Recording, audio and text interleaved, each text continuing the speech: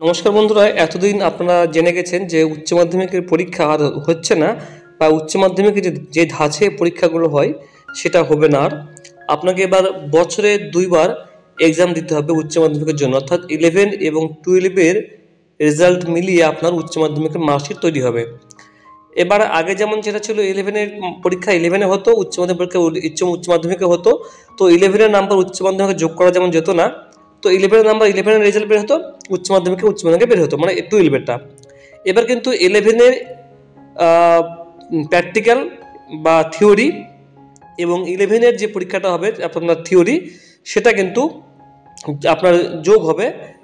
আর উচ্চ মাধ্যমিকের যে পরীক্ষাটা হয় আপনার মার্চ মাসে ফেব্রুয়ারি মাসের দিকে, সেই উচ্চ মাধ্যমিক 11 এবং 12 এক কথায় বলতে গেলে এই দু বছর পরীক্ষা হবে, ফার্স্ট সেমিস্টার এবং সেকেন্ড সেমিস্টার।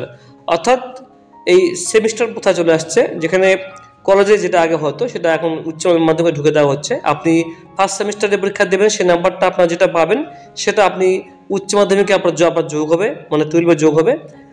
আর যদি আপনি 11-এ আপনি নাম্বার না পান, মানে ফেল করেন বা নাম্বার পাননি, সেটা আপনি 12-এর যে পরীক্ষাটা দেবেন সেটাতে আপনি মেক আপ করতে পারবেন। ঠিক আছে, এটাতে কোনো সন্দেহ নেই আপনার, মানে আপনি যে কোনো জায়গায় আপনি এটা মেক আপ করতে পারবেন, কোনো সমস্যা আপনার হবে না। এবার উচ্চ মাধ্যমিকের যে সিলেবাস, সেই সিলেবাস তৈরির জন্য অলরেডি কিন্তু বিভিন্ন রকম ব্যবস্থা নেওয়া হয়েছিল। তার মধ্যে আজকে উঠে আসলো উচ্চ মাধ্যমিকের 64টি বিষয়ের নতুন সিলেবাস আগামী সপ্তাহে বের হবে। তার জন্য যে খুঁটিনাটি সেটা কিন্তু তৈরি করা হয়েছে। দীর্ঘ 12 বছর বাদে পরিবর্তন হচ্ছে উচ্চ মাধ্যমিকের সিলেবাস। সংসদ সূত্রের খবর, কয়েকদিনের মধ্যেই পরিবর্তিত সিলেবাস ওয়েবসাইটে আপলোড করা হবে। তার আগে বিভিন্ন জল্পনা তৈরি হচ্ছে ছাত্র, শিক্ষক এবং প্রকাশক মহলে। সূত্রের খবর, ইংরেজি, ইতিহাসের মতো বিষয়ের সিলেবাস আমূল পরিবর্তন করা হয়েছে। ফলে একেবারে নতুন করে বই তৈরি করতে হবে, পুরনো বইগুলি চলে যাবে বাতিলের খাতায়। এই তালিকায় আরও কিছু বিষয় রয়েছে বলে সূত্রে খবর। সব মিলিয়ে 64টি বিষয়ের সিলেবাসই পরিবর্তন হচ্ছে। সিলেবাস নিয়ে কাজ করা শিক্ষকেরা বলছেন, একটি গল্প এবং কবিতা ছাড়া বাংলা বা ইংরেজির গোটা সিলেবাসই পরিবর্তন হয়েছে। এছাড়া প্রাচীন ইতিহাস প্রায় পুরোপুরি বাদ দিয়ে স্বাধীনতা পরবর্তী ঘটনাগুলিকে গুরুত্ব দেওয়া হচ্ছে। পাল্টে যাচ্ছে রাষ্ট্রবিজ্ঞানের সিলেবাসও। শুধু তাই নয়, কলা বিভাগের প্রজেক্টগুলিতে আমূল পরিবর্তন আসছে। সেফ টপিক অনুযায়ী প্রবন্ধ লিখে দিলেই আর নম্বর মিলবে না, প্রয়োজনে কমিউনিকেটিভ স্কিল, পাবলিক স্পিকিংয়ের মতো বিষয়ও অন্তর্ভুক্ত করা যাবে। বাংলায় রেডিও প্রোগ্রাম সঞ্চালনা করা বা ব্যবহারিক আরও কোনো বিষয় অন্তর্ভুক্ত করা হবে।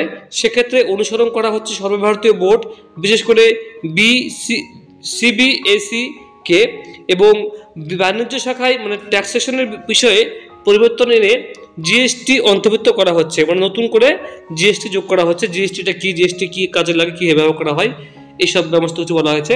সেই ট্যাক্সের বিষয় রয়েছে, এমন অন্যান্য বিষয় কিন্তু কিছু পরিবর্তন করা হয়েছে। সংসদের খবর, আগামী সপ্তাহেই সামগ্রিক সিলেবাস প্রকাশ করা হবে। সিলেবাস যাতে আগেভাগে বাইরে না আসে তার জন্য স্ট্যাম্প পেপারে গোপনীয়তার প্রতিশ্রুতি গ্রহণ করে নেওয়া হয়েছে এক্সপার্টদের তরফে। প্রকাশকদের সঙ্গে সংসদের একাধিকবার বৈঠক হলেও তাদের হাতে সিলেবাস দেওয়া হয়নি। এ প্রসঙ্গে কলেজ স্ট্রিটের এক নামী প্রকাশক বলেন, এপ্রিলের শেষের দিকে হয়তো উচ্চ মাধ্যমিকের ফল প্রকাশ হয়ে যাবে, এপ্রিলের দিকে, মানে সামনের মাসের দিকেই।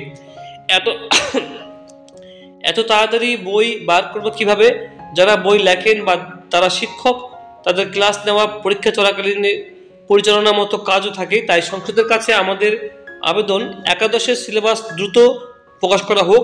শিক্ষকদের একাংশ বলছেন, উচ্চ মাধ্যমিকের MCQ অংশটি পরবর্তী সেমিস্টারে অর্থাৎ মার্চে থাকলে ভালো হতো, কারণ নভেম্বরে MCQ ভিত্তিক পরীক্ষা দেওয়ার পরে মার্চে বড় প্রশ্নের উত্তর লিখতে গেলে হাতে মাস 3 সময় থাকছে, আর MCQ এর জন্য থাকছে 6 মাসের বেশি। আর যারা নিট বা JEE মেইনের মতো MCQ ভিত্তিক সর্বভারতীয় পরীক্ষা দেবেন, তাদের পক্ষে দ্বিতীয় সেমিস্টার থাকলে বাড়তি সুবিধা হতো। টাটকা অভিজ্ঞতা থেকে পরীক্ষাগুলি দিতে পারতেন তারা। তো বন্ধুরা, এক সপ্তাহের মধ্যে আপনি ওয়েট করুন, তার মধ্যে সিলেবাস চলে আসবে। সিলেবাসটা কেমন হবে, কি হবে আপনারা জানতে পারবেন বন্ধুরা, আপনাকে জানিয়ে দেবো আমি, সঙ্গে থাকবেন।